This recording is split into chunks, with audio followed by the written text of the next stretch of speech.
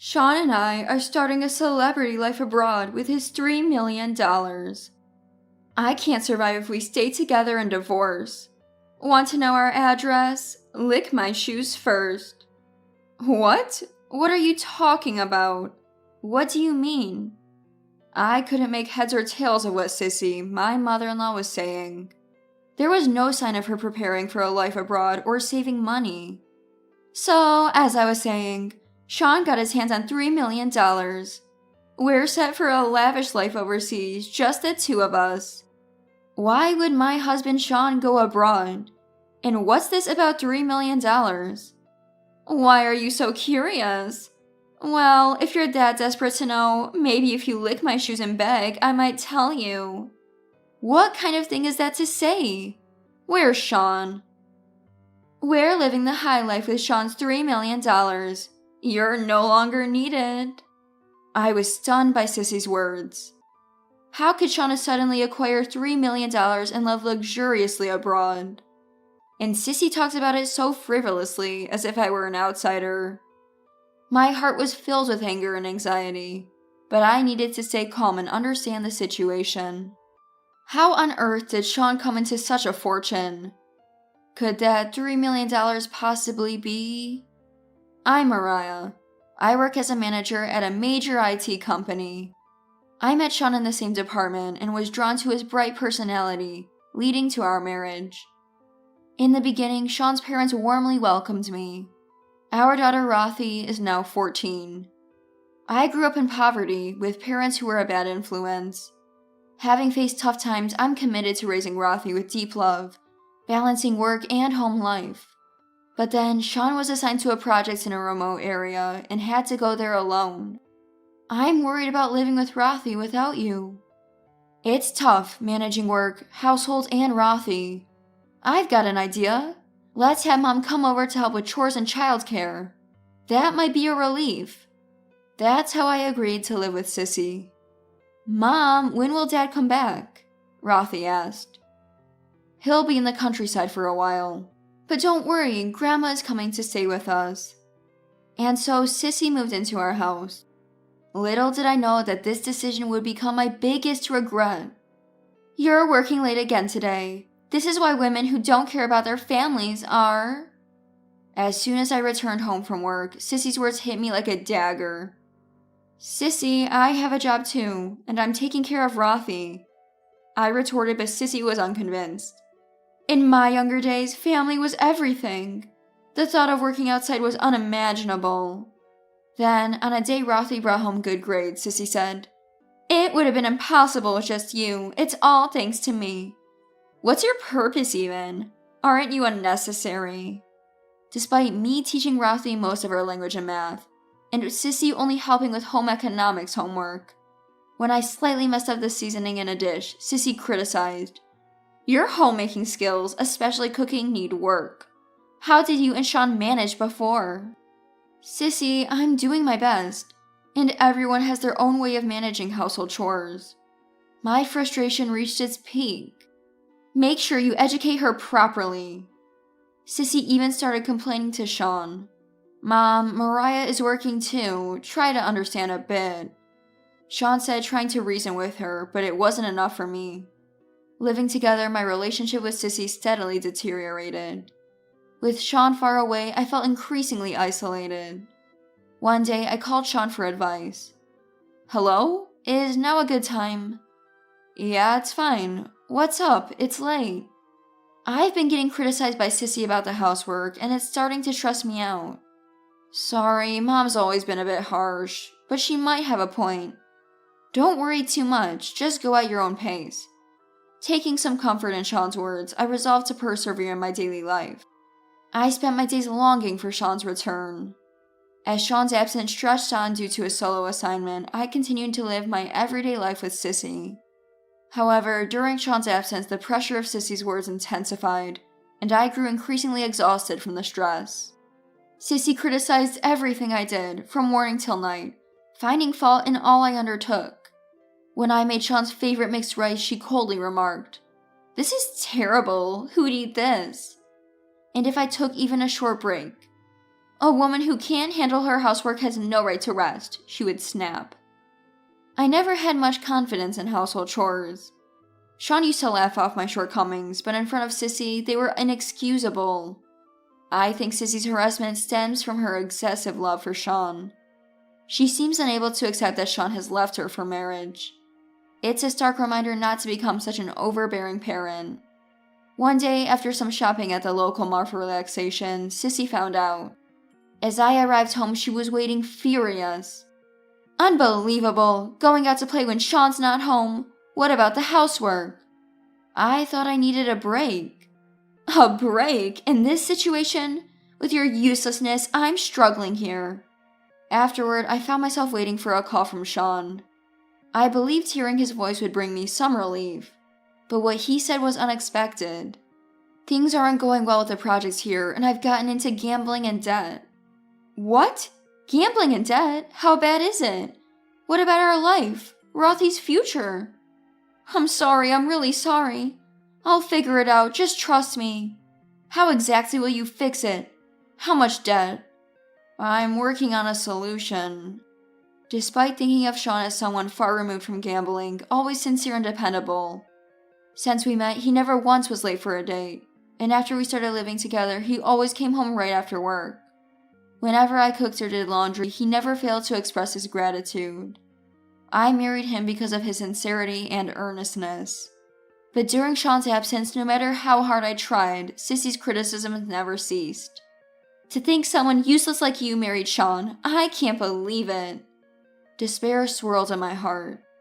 Ever since Sean started his solo assignment, I endured Sissy's harsh daily criticisms. And Sean's recent confession only deepened the despair in my heart. His gambling debt problem. And then Sissy's relentless condemnations following it. Unable to endure any longer, I left the house in the middle of the night and sat on a bench in a nearby park crying. One day, Sissy discovered my secret. At dinner, she confronted me with it. You used to work at a club, didn't you? A mother like you working there, how shameful. Why do you know that? I showed your photo to an acquaintance while talking about Sean's useless wife. They recognize you. Seems you were incompetent even at the club. In the past, fed up with a mother who hardly worked and just played with men, I left home and lived alone. I was struggling financially and worked at a club. It was my past before marrying Sean.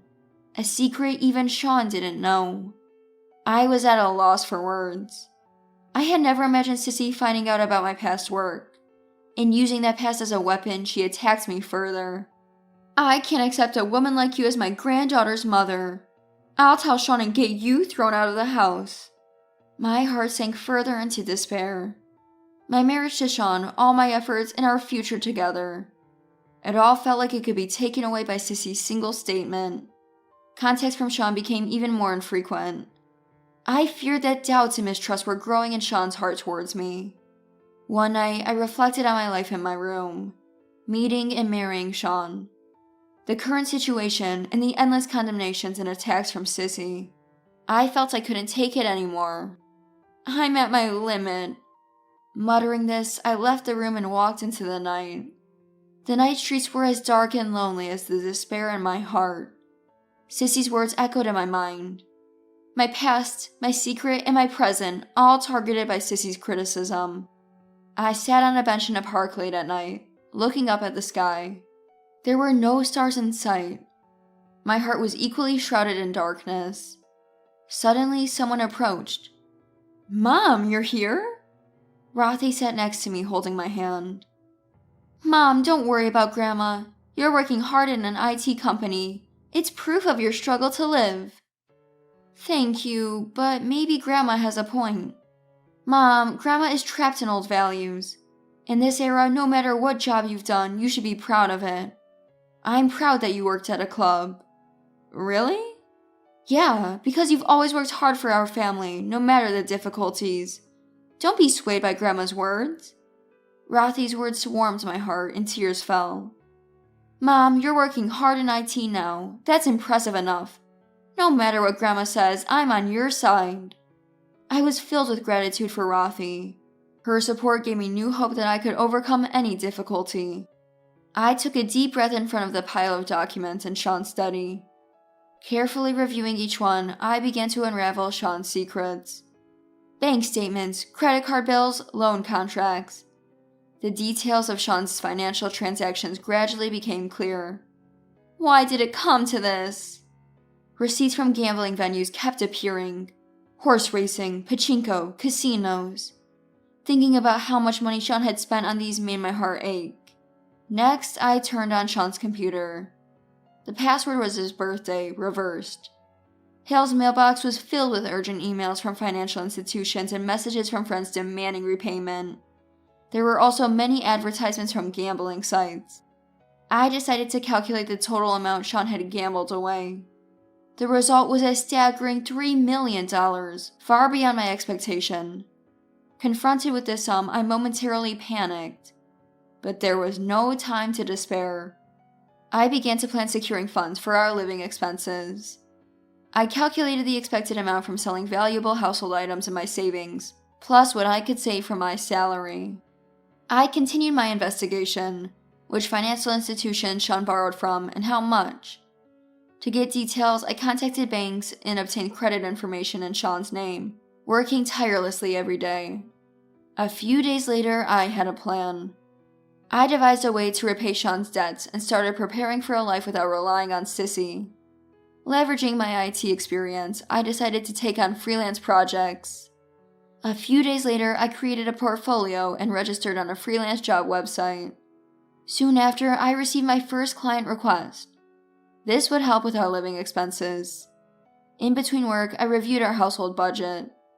I canceled unnecessary subscriptions, cut wasteful spending, and researched budget-friendly recipes. I successfully reduced our daily food expenses. Following tips from local mom friends, I tried selling at a community flea market. Selling my branded items and unused appliances, I made a decent income. Weeks later, my freelance activities were going well, and I felt the stability in my income. My bank account now had enough to cover our living expenses. When I got home, Sissy's belongings were gone. At the same moment, my phone rang. It was Sissy. "Are you home already? Did you see our stuff?" "What do you want?" "Sean and I are starting a celebrity life abroad with his $3 million. We can't live here if we divorce. Want to know our address? Lick my shoes first." I couldn't help but laugh. Actually, that $3 million is debt. Stop joking. Sean couldn't possibly have that much debt. It's hard to believe, but it's true.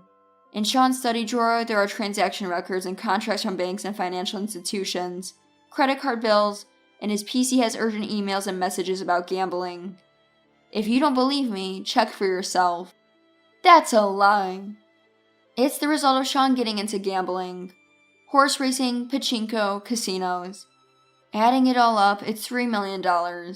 I just sent you photos on WhatsApp as proof. Take a look. I had no idea about this. He probably didn't want you to know. But the fact remains. I was thinking about how to handle this huge debt, but I guess I don't have to worry about it now, do I? Sissy stayed silent for a moment, then sighed. I had no idea. I don't know what to say. I hung up without saying anything. I resolved to start a new life. Shocked by Sean and Sissy's actions, but now I have no choice but to move forward for Rothy and myself. Later, Sean called. I'm sorry. Really sorry. His voice was quieter than I'd ever heard, almost crushed. But his voice did not quell my anger. How did it come to this? Because of you, our family is falling apart. I didn't think it would come to this, but when I decided to go abroad with Mom, I couldn't see a future with you and Rothy. I was dumbfounded by his words. Couldn't see a future? Your carelessness and lack of planning brought our family to this. I know, but it's too late now. I have a promise with Mom. A promise? At the cost of Rothy's future for your own paradise? Sean was silent for a while. Did you really love our family? I did, but now... His voice trailed off, and I heard him crying. Don't hurt us anymore. Rothy and I will live on our own. I'll forget about you. Sean didn't respond. I could only hear his crying on the other end. I gently hung up. The reason Sissy mistook assets for debt was a sudden $3 million bill that arrived at home. She mistook the bill for a lottery win. They pursued their dream of moving abroad, with Sissy bringing the idea to Sean. Sean, unaware of Sissy's misunderstanding, thought starting a new life abroad could be an escape for his debt problems, so he accepted the proposal. Mistaking a bill for a lottery win notice. I then started looking for a lawyer, harboring my anger towards Sean. I began preparations for a divorce, claiming compensation and child support. This marked the start of a new life. A life for me and Rothy, independent of Sean and Sissy. I consulted with a lawyer about the divorce settlement and child support claims. During this time, Rothy and I spent a lot of time together, and she became my strong supporter. She understood my decision and chose to stay with me. Hearing her words, I felt rewarded for the hard times I endured with Sean and Sissy, and tears welled up. Meanwhile, Sissy and Sean struggled with their life abroad. They faced continuous problems due to poor preparation and financial issues. After being robbed, they lost their funds and faced further difficulties due to the language barrier. Eventually, they were deported as illegal immigrants. I then had a discussion with Sean through the lawyer. The divorce is finalized. You'll be paying the compensation and child support in one lump sum, right? Thank you. Now I can finally start a new life. But in one lump sum? Maybe in installments. If you couldn't afford it, you shouldn't have agreed in the first place. I insist on a lump sum. Sean later took on more debt, borrowing from dubious lenders, almost like something out of an urban legend. His whereabouts afterward are uncertain, but that's not my concern. After canceling her rental and being robbed of all her savings, Sissy was forced into homelessness upon returning to the United States. Rothy and I started our new life. Life wasn't easy, but freed from Sean and Sissy, we were able to look forward to the future with optimism. I want to live happily with Rothy, who saved me from rock bottom, working together in cooperation.